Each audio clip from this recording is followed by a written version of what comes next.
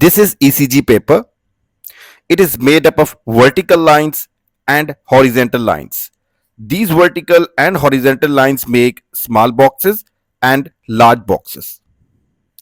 There are four thin lines followed by one thick line, and this sequence repeats throughout ECG.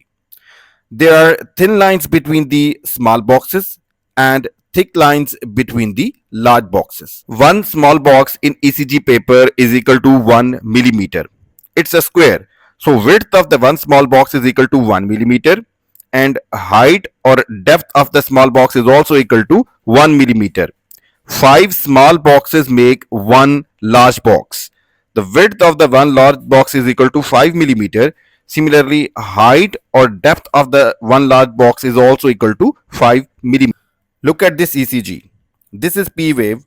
Width of the P wave is just more than 3 small boxes. So we can say that P wave is more than 3 millimeters wide. This is QRS complex. Width of the QRS complex is equal to 2 small boxes. So we can say that QRS complex is 2 millimeters wide. This is T wave. Width of the T wave is just more than 3 small boxes. So we can say that T wave is just more than 3 millimeters wide. Same here. The width of P wave is equal to 2.5 small squares or 2.5 millimeters. Width of the T wave is equal to 4 small squares or 4 millimeters. Here's the QRS complex. Width of the QRS complex is equal to 2 small boxes or 2 millimeters.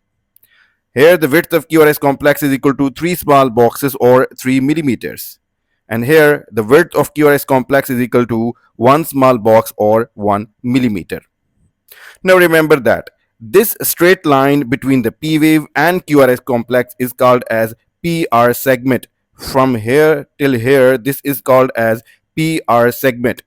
Similarly, this flat line between the T wave and P wave is called as TP segment. Whenever you comment on height of P wave or height of T wave, always compare it with PR segment or TP segment. Now look at this. The height of P wave is equal to 2 small boxes. So we can say that P wave is 2 millimeters high. Here height of the T wave is equal to 2 small boxes. So we can say that T wave is 2 millimeters high. Now this is inverted P wave in V1.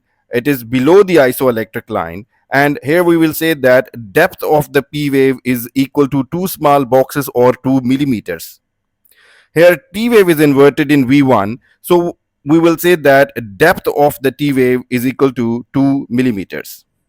Now look at this ECG. This is P wave and this flat isoelectric line is called as PR segment. This is R wave and the R wave is followed by this deep S wave.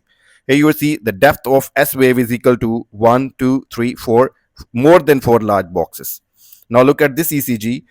This is P wave, the flat line, the PR segment, followed by this Q wave, a negative dip, and followed by this large R wave. And here you see height of the R wave is equal to 1, 2, 3, 4, 5, and 6 large boxes. So whenever you have to comment on depth or height of a wave, always compare it with the PR segment, a flat line between the P wave and QRS complex, or with the TP segment, which is a flat line between the T wave and P wave.